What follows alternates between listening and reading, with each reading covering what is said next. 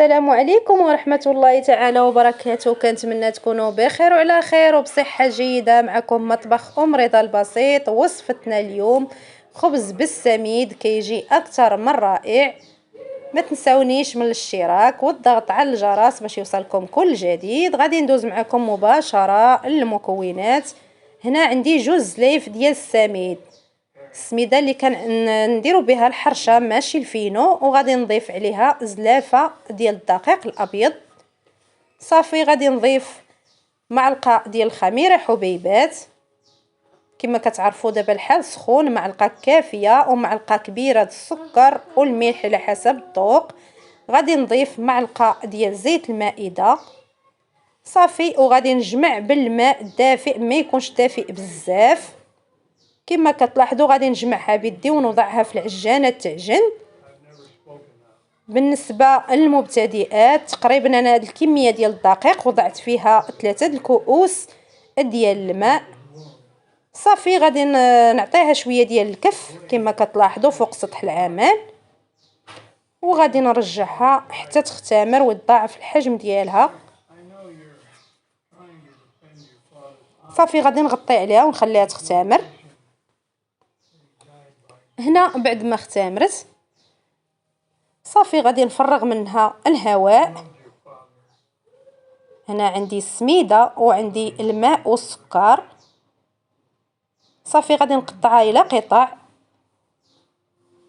تقريبا هذه الكميه غادي تخرج ليا واحد 12 خبيزه، تقريبا كل وحده فيها 100 غرام. هنا بعد ما كورتهم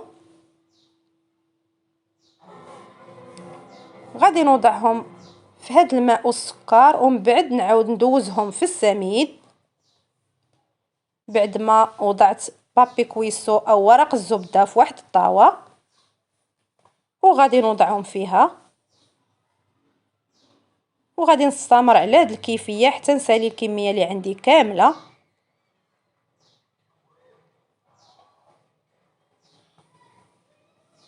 هنا بعد ما ساليت الكميه غادي نضغط عليهم كما كتلاحظوا. صافي غادي نضغط عليهم كاملين، وغادي نجيب واحد السكين وغادي نوضع فيهم اشرطه على هذا الشكل. صافي غادي نغطي عليهم ونخليهم يختمروا حتى يتضاعف الحجم ديالهم، ونعاودوا نتلاقاو.